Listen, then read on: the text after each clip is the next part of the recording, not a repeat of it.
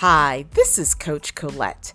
And if you've been listening for a while, you know that my goal is to have honest, candid conversations with coaches, leadership, and wellness experts that help to break down barriers to your well-being. And you know that career or professional endeavors have a big part in your well-being. That's why I'm excited for this episode of Coach Chat. It's my conversation with Surabhi Lal, who is the Chief Impact Officer at Luminary, which is a community that is focused on helping women to achieve their goals holistically. And she's also an Assistant Adjunct Professor at my alma mater, the Wagner Graduate School for Public Service. In this conversation, we are talking all about authentic leadership.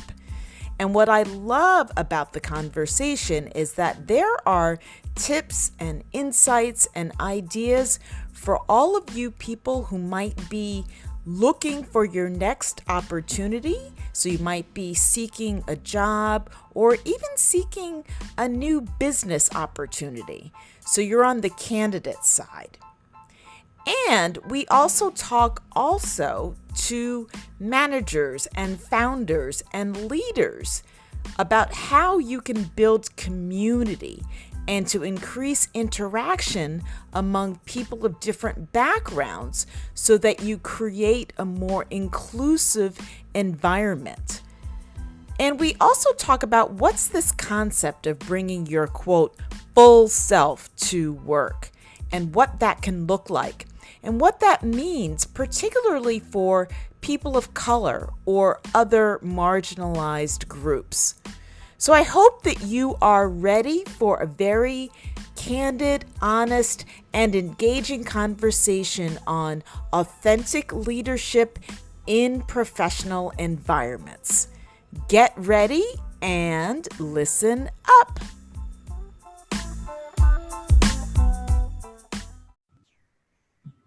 Hello, everyone, and welcome to another episode of Coach Chat. I am really excited for today's episode. I have with me my friend and colleague, Surabhi Lal, who is the Chief Impact Officer at Luminary, this fantastic women-focused collaborative space in New York City that I've loved going to and having really great time there. And she's also an adjunct assistant professor at my alma mater, NYU, Wagner Graduate School for Public Service. And because of all of the work that she's done helping and coaching students and alumni in public service and social impact, today we're going to be talking about leadership and really about authentic leadership and how that shows up in our workplace. Welcome to this episode. Thanks, Colette. I'm really excited to talk with you. As you know, we've had lots of overlap, and it feels like every time we get into a conversation, our time runs out. So I'm really looking forward to seeing what happens today and where our time runs out. Absolutely. Yeah, I know. It's that funny thought of listeners. I was saying just before we got on, we had this amazing conversation. I was like, okay, wait, save it for the show. Awesome. So how did we get here? I know we've had a lot of overlap in terms of spaces and organizations and schools, but how did you come to be doing this work? Oh, such a great question. So I went into college thinking that I was going to be a pediatrician, and 300-person class in biology, plus realizing that shots, I don't really like needles, made me think otherwise. And from there, I really reflected on what things were interesting to me. And growing up, I spent my summers in India, and it really gave me such an understanding in some really tangible ways about inequality. I didn't have the language for it necessarily, but what I have this very vivid memory of is being a young kid looking at kids who looked like me, who were clearly in very different situations than I was. They were begging on the street. They clearly hadn't had a shower in a number of days. And I thought, but that could be me, because this little girl, she looked like me, she was my age, and what is that like? So then I thought, the thing that I want to do is work in international development work. And at the same time, I got really invested in leadership and community building on campus. And then when it got time to graduate, I had a choice. What did I want to pursue? Did I want to pursue international development work, or did I want to pursue leadership and really working in higher education to help create communities within the university? And I chose the latter. And so for about 20 years, I've worked in higher education around community and growth. So if I was to pick two of the themes that run parallel throughout my career, it is community and growth. And we'll talk a little bit about both of those as we go through the conversation. And about a year ago, I decided that I wanted to try building community in a different space. So I had built community in universities for a very long time from different seats, most recently as the Director of Career Services at NYU Wagner, and decided as Luminary opened and was building, there was such an emphasis on community. And one thing that I know how to do very well is to build community, but also that Luminary has this emphasis on growth. And I thought, well, these are the two things that have tracked with me throughout my career. And so I am responsible for making sure that what we do here isn't just about being a space. It is about how do people learn, how do people engage, how do people connect with one another. And then at Wagner, I teach a class on leadership and management, as well as a workplace effectiveness class, because I think where we are going in the future of work is really around workplaces being more invested in creating communities. And there's lots of ways in which that needs to happen, but it's been really exciting to be able to do that from the ground up. I've always liked a good challenge. And it's been amazing to see the women in our space and what that looks like. So if you had asked my, going into my first year pediatrician self, would I be here? The answer would be no. But I will say throughout my career, it's been about wanting to engage with, create, and be in community with people, and then also doing that with a lens of growth and learning. Wow, that's so amazing. And yeah, I had no idea that you had pediatrician goals way back when. I think that's interesting. When I was growing up, I first thought I wanted to be a nurse, and then my pediatrician told me, "Oh, be a doctor." And I thought, okay, that's interesting. And then I also thought I wanted to be a teacher. So interesting, again, how our careers map, sometimes aligning to our childhood dreams and sometimes different. But I think there are so many more options, right? I mean, you've worked in career services. It seems like people have so many more options, at least from my perspective, in where they can go with their degrees or with their skills. Oh, 100%. I mean, I would often get asked, does it matter what you study? And yes, of course it matters what you study, but it also matters the experience that you get. And so, when you think about myself, the thing that really got me excited was everything I was doing outside of the classroom, around building community, around leadership. And that is what drove my career path. And that's really different than studying agricultural economics with a focus on international development. Right. Yeah. And so it's interesting when we think about community, and is this a new phenomenon that we're even talking about building community in the workplace? So I think in the workplace, yes, but building community in general, no. I mean, people have lived in communities forever, and there's something about it. For me, the difference in a workplace is that communities have often been, where your home is, where your family is. Workplaces have this incredible opportunity to change the dynamics around diversity and inclusion, because you are hiring from, hopefully, a diverse pool and people who have very different skills and backgrounds, and ages and skills, and they're coming together. And so the challenge of bringing people with really disparate things that often people connect on together and to create a community, that feels new-ish. Though I would say, my bias is that colleges and universities have been trying to do this for much, much longer. And that piece of it is a place that there's incredible opportunity to change the dialogue and to build alliances, allegiances, friendships among people who would have never met before, would have never met, never connected, and that they get to learn from one another. And that's fantastic and amazing if it's done well.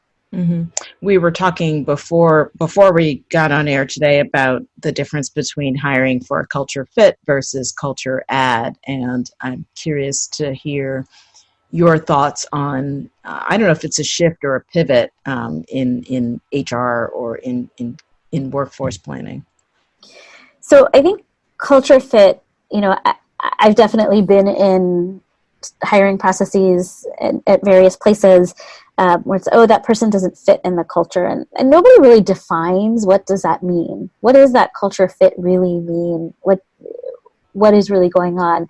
But I think the reason that people have moved to culture add is because culture fit can feel so easy to say, this person went to a different school. They have a different education. They didn't go to this kind of thing. They're not going to hang out with us. And it is important in some ways to have a sense of culture fit, office norms, office abilities to have a conversation or keep up the work pace. This is something that I think about a lot. You could take somebody who wants to work at a really high pace, and they're probably going to want to work with people who are similar in pace. And that's a really important piece of culture. When we say, they're not a fit, I think it can get coded for they don't look like me, they're not from the same school, they're not from the same gender. I really thought in my head the best person for this job was X, Y, and Z. And so I think it can perpetuate some of having the same types of people in the office. Whereas the shift to thinking about culture add is, if we are creating a community and we want it to be a diverse and robust community, I actually don't want somebody with the exact same skill set, pedigree, background, life experience that I have. I want somebody who brings something different. And frankly, we're going to learn from each other if that's the case. And it requires more intentionality than from the organization standpoint, from the hiring manager standpoint or HR standpoint, to look for that. There's always that thought of, we couldn't find any, fill in the blank kind of people to make this more diverse. So culture add kind of takes away that thought of, we looked and we couldn't find anyone, so we're just going to go with everyone we normally hire from this source. That's right. And I think it also says, listen, we are building. This is an active and dynamic place. We're not kind of having this is the mold we're looking for, and if you don't fit that mold, we're not interested. It's that there are skills, there are tangible things that we need in this job, but the mold could look different. And we welcome that. Right. So there are certain skills, qualifications, tasks, responsibilities assigned with the role, but who the person is that fills that can be across a broad spectrum. That's right. And so how do you think, it's putting on your career coach hat, how does that help, or does it help candidates when they're looking for new opportunities? So one of the things I often tell candidates when they are looking for work and are wondering, this place or that place, one is for sure to do your homework. Talk to people who work in the organization as much as you can. I think there's such good questions to ask, like everybody you come across actually when you are interviewing, to say, what do you like best about your job? What is one of the best things about working here? I think you get a ton of information from those kinds of questions. But I often tell them, think about what it is that you're looking for. Are you okay, for example, being the only woman, the only person of color, the only man, the only whatever? is that okay with you? Because you also have to think about your own culture fit and culture add, right? And how can you bring yourself into the workplace if that's the case? And I've worked with people who say, you know what, I'm happy to be the only. That's fine. I've done that. I've done that all my life, and I can do that. And other people who say, you know what, I did that and I don't want to. And so a lot of it to me is understanding yourself as well as reading the organization, because you also are looking for the fit add equation, right? Is this a place that I'm going to feel like I can add myself in? Or is it a place that's looking for me to fit a certain mold that I don't fit? Right, right. So it's I love what you're saying there, because it's about empowering the candidate to be, like you're saying, be self-aware. And also, I've often said also to clients, right, it's you're shopping them as much as they are shopping you. 100%. And I take a very, I think in a lot of my work in career development and leadership development, this idea of, it's not prescriptive. I can tell you how to do your resume, but I actually want to know what it is that you want to do. Because if I don't know what it is that you want to do in your story and you're able to tell it to me, we can't craft your strategy until I know the what and the why. Because I can give you resume samples, and you'll do that. But my ultimate goal in my work is to make workplaces feel better and for people to evaluate workplaces that fit them better. Mm-hmm, mm-hmm. So connected to this is the aspect of authenticity, right? And so we were talking also that there's seemingly growing debate around this bringing your full self to work concept. So I'm curious to know where you might stand on that. Yeah. So I think about this a lot. I think about this as someone who's an only child. I think about this as somebody who's a first-gen American. I think about this as somebody who's often straddled two worlds growing up. That for me, a lot of what I've always had is just, this is who I am, because there's no one else for me, particularly as an only child, to bounce off of. And I don't know if that's something that resonates with you, being an only child, seeing people who have siblings who can kind of navigate things together. I didn't have that, which is great because it's made me incredibly independent, and also given me this is who I am, and this is what's going to happen. But so I think that some of it is about knowing yourself, right? You can't be authentic to yourself if you don't know yourself. And that's a process of trial and error, and it changes. It isn't one day you wake up and you say, I know myself, and you never have to think about it again. It's an ongoing process. So I do think that you can be authentic at work. And I have been really lucky to work at places where that was welcome, encouraged, and maybe I just would have unknowingly put anything that wasn't going to be that way out of contention. But I do think that I can be authentic in a lot of ways. And so I liken it to this, right? I can be incredibly authentic in my pajamas. I can be incredibly authentic in a cocktail dress. But what I say to you in my pajamas and the way that I'm going to act with you in my pajamas is going to be really different, because the people who see me in that particular setting are people who are really, really close to me. Whereas people at a cocktail party are maybe not that close to me. I mean, some of them maybe, but many of them are not going to be. And so you're still going to get the authentic me, but it shows up differently in different contexts. So when I am at work, you get an authentic work version of myself.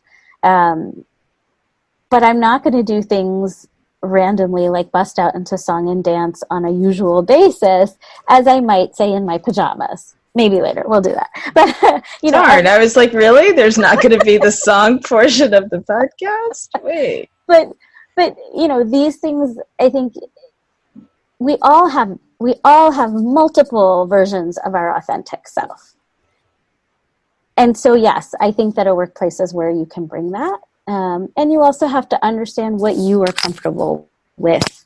But if you were feeling like you can't bring your authentic version of your work self to work, then that's to me, that's where there's often a rub. Because we all have multiple facets of who we are, and they show up differently.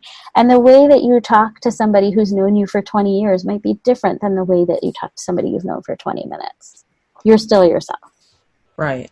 Yeah, I love the context component of what you're describing. I think the challenge in some ways, I guess, for people of color or other marginalized groups, right, is that then what are the external perceptions of me being my authentic self at work? And it may not necessarily showing up at work in my pajamas, but I mean, from everything as simple, putting air quotes, as hair to dress other than pajamas and demeanor or other things. So I think that's where I think it gets to be a little bit more complex. I love the sort of, yes, there's a difference between a friend of 20 years and a colleague that you've known for 6 months.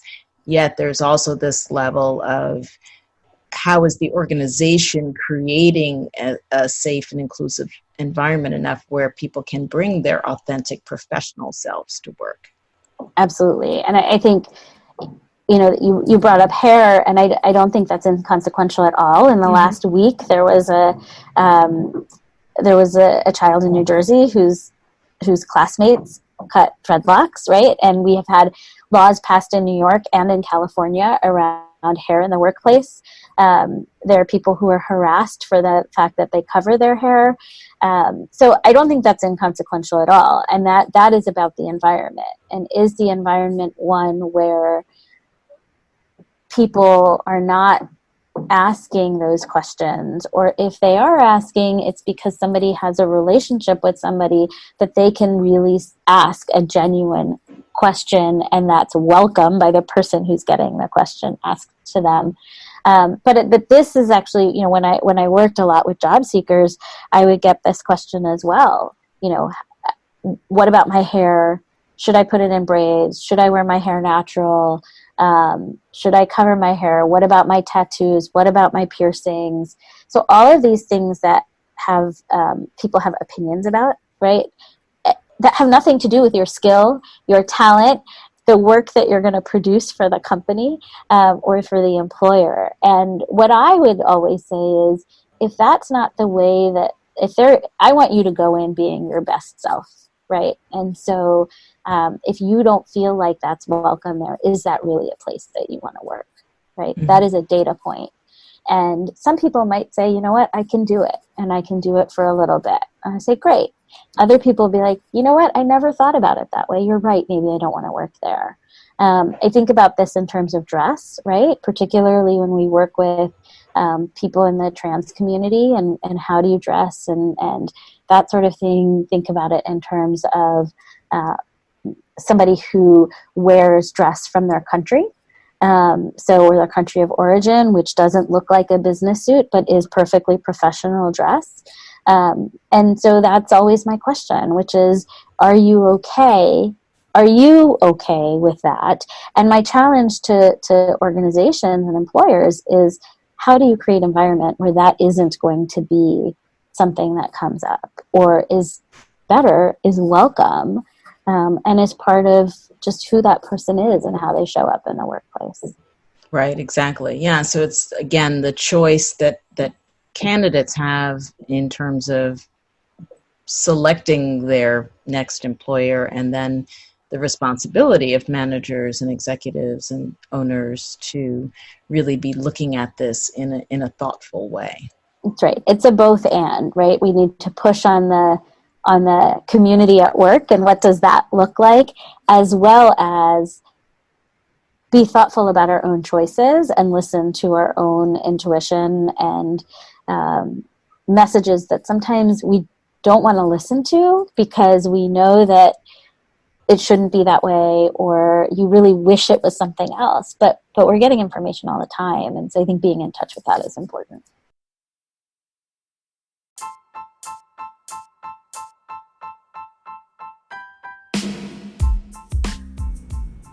Hey, it's Coach Colette.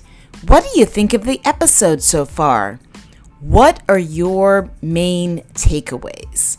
Before we jump into the next segment, I have a question for you. What's at stake for your health if you continue living your current routine?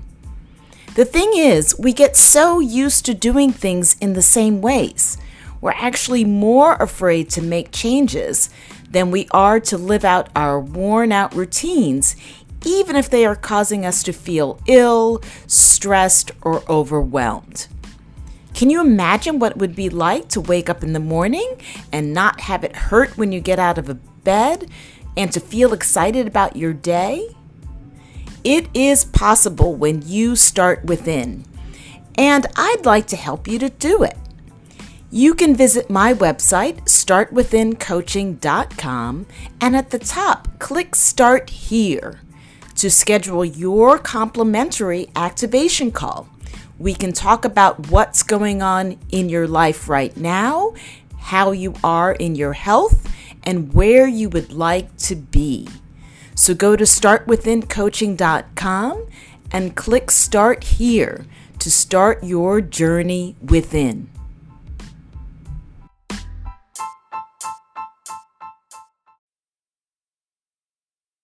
What are your thoughts or advice for leaders around authenticity and intention as they are leading teams or, creating new organizations? Yeah, so I think I was saying earlier, I teach a class of management and leadership, and management is something that is really important to me. Good management is really important and also really hard. It's hard because you need to know yourself. It's hard because you have to hold space for people. And it's hard because you have to slow yourself down. So your initial reaction to something, you actually have to hold for a little bit and create a space where other people can give their reactions. And I think that's really antithetical to a lot of the ways in which we show up in the world. So there's something called the ladder of inference, which is all about slowing yourself down and not being able to jump to a conclusion, but really to walk yourself back. And so how do you do that? To me, that's a critical piece of management. And being able to hold that, right? So that's holding space for yourself to give yourself space to think. I think managers, particularly supervisors, need to hold space for their team so that their team can feel safe. And there's a lot of research around, the best teams have high degrees of psychological safety, which allow for high amounts of creative abrasion, which is the ability to wrestle over an issue, a topic, a product, a service, whatever your business is, in the service of getting the best product out the door, but not at the expense of hurting other people on the team. And you cannot, to have both of those, to have high creative abrasion and do it well, you also need to have a high degree of psychological safety. And so that means creating that community or creating that space. And I think managers are tasked with the really difficult thing of holding that space. So how do managers bring their own authenticity when they have to do that, is difficult. I think a lot of it comes down to knowing yourself and being aware. So being aware of yourself to say, here are the things, and maybe really transparently to a team, right? Here are the things that I'm really good at, and here's some of my blind spots. So I'm asking you, and I'm inviting you to check me on my blind spots and see what kind of community that brings and what kind of trust that builds within a team.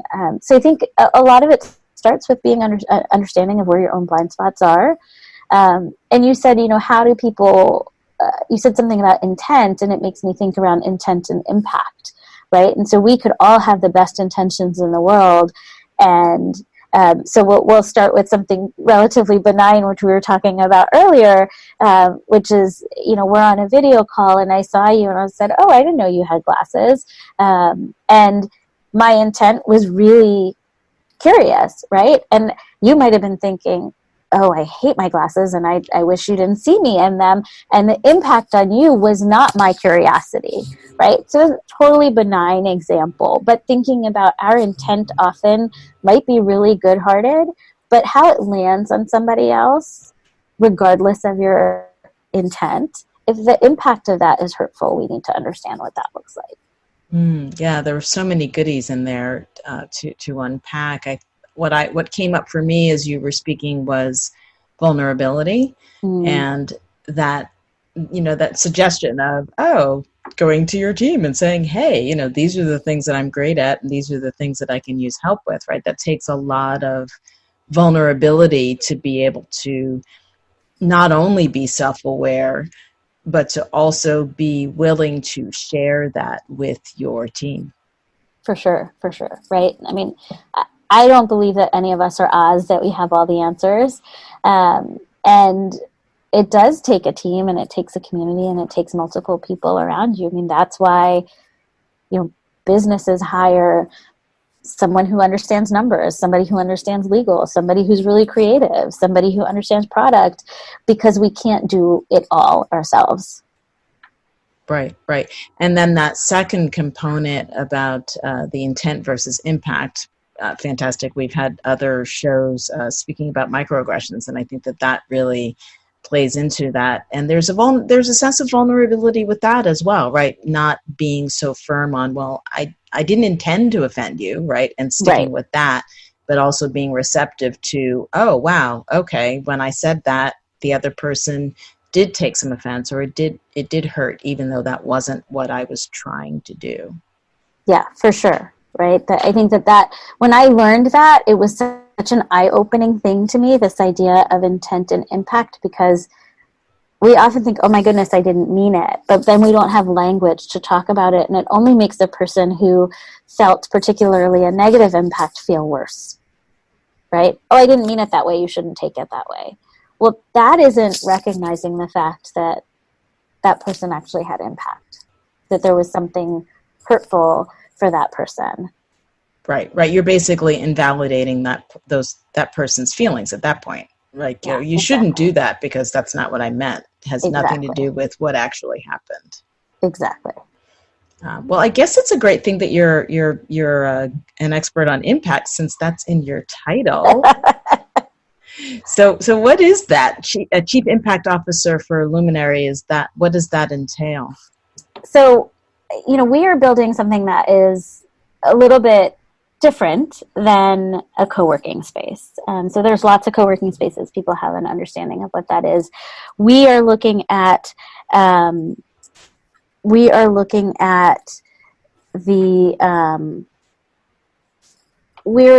really thinking about, how do we become more than just a pretty space, right? And how do we impact our members? How do we impact conversations about women? And how do we really help women move to the next thing that they're looking for?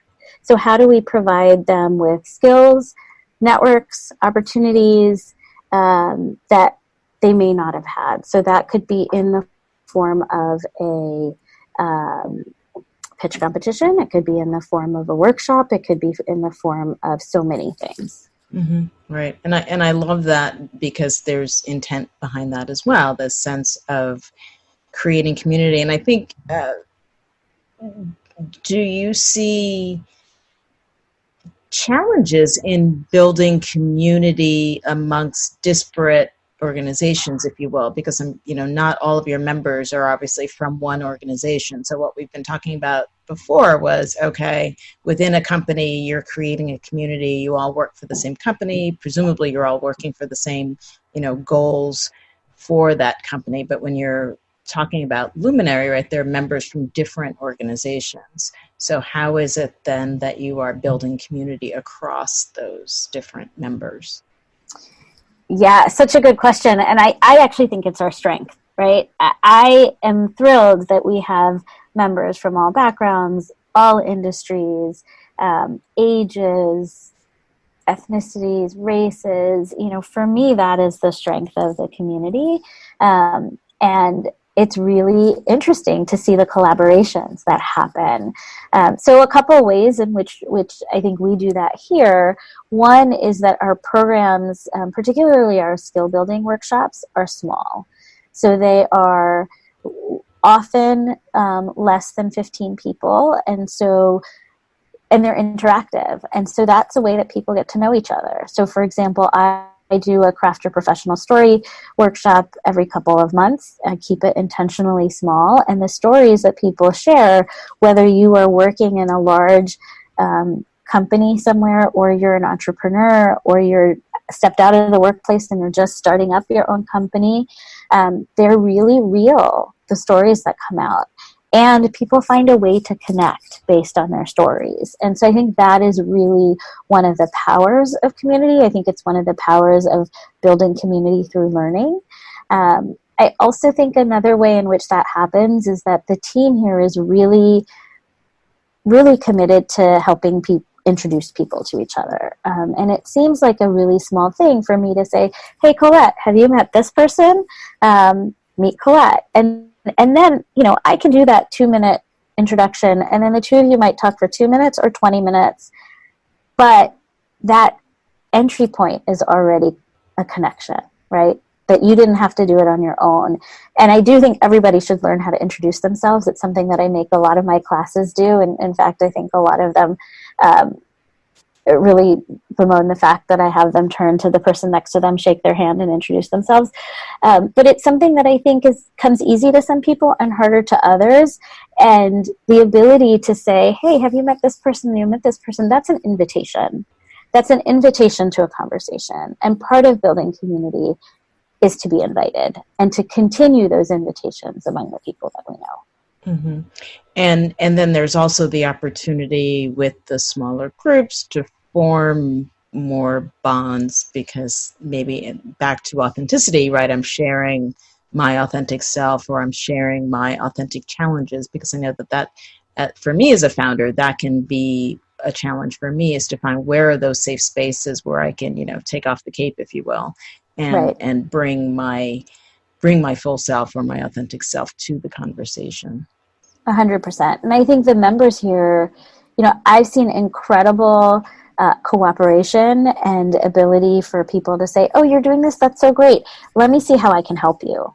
So I also think that we have these incredible members of our community who want to help each other. And so in many ways, I think, wouldn't it be great if our whole world operated in a, hey, I want to help you, right? How can I help you? What can I do? I've seen people who are running very similar lines of business say, all right, well, how can we work together? And so this idea of collaborating versus competing with one another seems to permeate the space, which really does speak, I think, volumes to the community here. Mm-hmm. Got it.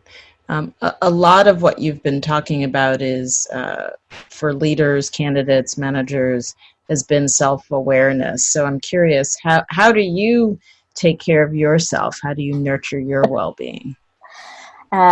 Good question, and it's a question that I think I should do probably more of. But so one thing that I do, which is really important to me, is that I hug the two people I live with every day, and it seems very trite. It actually does not take a lot of time, but it is really, really important, right? It's the time that I take to do that, and I do that without a device in my hand and without trying to look at the text that's coming in at the same time I'm doing it, but to really be present. I like to cook, so I do a lot of not as much as I would like to, but cooking. So at least on the weekend, to cook one good meal from scratch is something that I really, really enjoy. And when I'm with my son, I spend a lot of time trying to be with him. So whether that is playing or doing something or reading, again, trying to be device free. Some days easier than others. But then, cooking on my really good days, and this is a good time of year, I try to either walk one stop further on the subway or get off one stop before. And so just to be able to walk even that 7 to 10 blocks clears your head for a little bit. I find that to be a really, really relaxing thing. Right. Yeah. And in New York City, then there's usually the dodgeball aspect of it too, right? Of trying not to bump into people who are looking at their phones and not being present. That's right. For sure. That's awesome. And it is, I love the present mindful nature of what you shared in terms of, right, when you're with someone, you are with that person, not doing something else, which again seems, quote, air quote, simple, right? And yet can be challenging to do. Yes, yes. And some days I get it right, and other days I have room for improvement. You know, I am not 100% put my phone away all the time. But that is my goal. And I would say, you know, I mostly get it right, but there are days that I get it very wrong. Right. And again, self-awareness and authenticity, which we definitely appreciate. So connected to that, the question that I ask all of my guests is, what does start within mean to you? So again, I've talked so much about self-awareness. I think it's so important to know who you are, and I think that's a always evolving process. As I was just saying, some days I get it right, some days I get it wrong. I'm always thinking about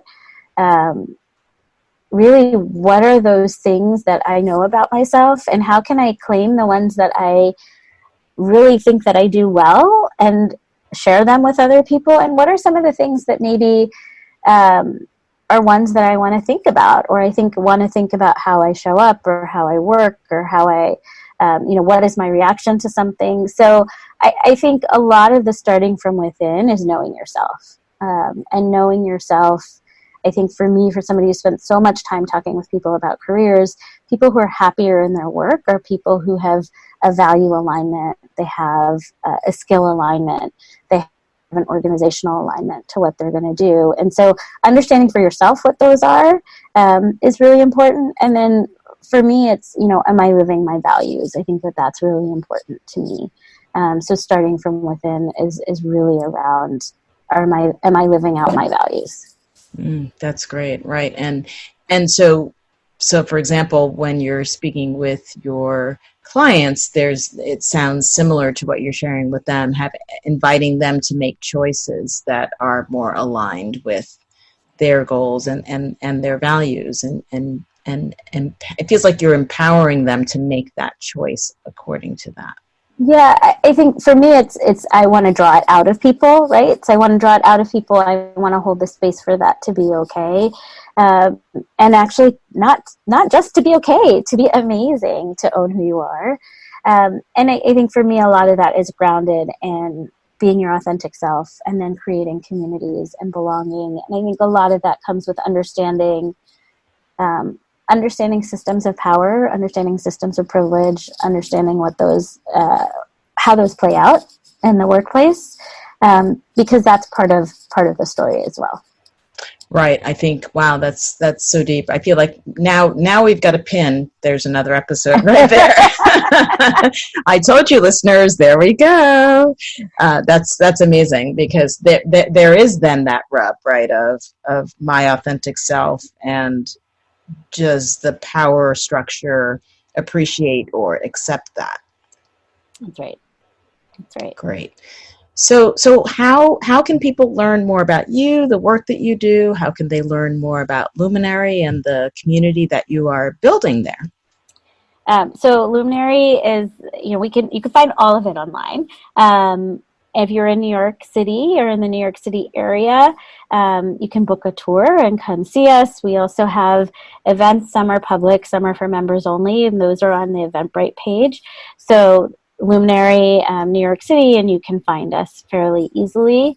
I teach at NYU Wagner, so if you're a NYU Wagner student, current or soon to be, I am definitely very, very much a part of that community, and it means a lot to me. And then I have a website with random musings and things that I've done, which is www.surabhilal.com, which hopefully will be on your website, so that or on the podcast, so that people can spell it and find it. That's amazing. And I've seen some of your Twitter posts around food and your cooking. So yes, so that's at Dance in Kitchen. I love that. Dance in Kitchen. I have this vision now of you like cooking and dancing in your kitchen. I love it. Yes. Well, I'm so glad that we made the time to have this conversation, and I definitely want to continue this for another episode. I think there are lots of things that we can continue chatting about the workplace and the future of work. Great. And thank you. I'm so excited to, we've known each other for kind of randomly been meeting for the last 3 or 4 years. And I feel like in the last few weeks, it's been more and more, and there's a lot of alignment. So thank you, and looking forward to more conversations soon. Absolutely. Fantastic. My pleasure. And so that's all for this episode of Coach Chat. Until then, this is Coach Colette helping you to start within to finish strong.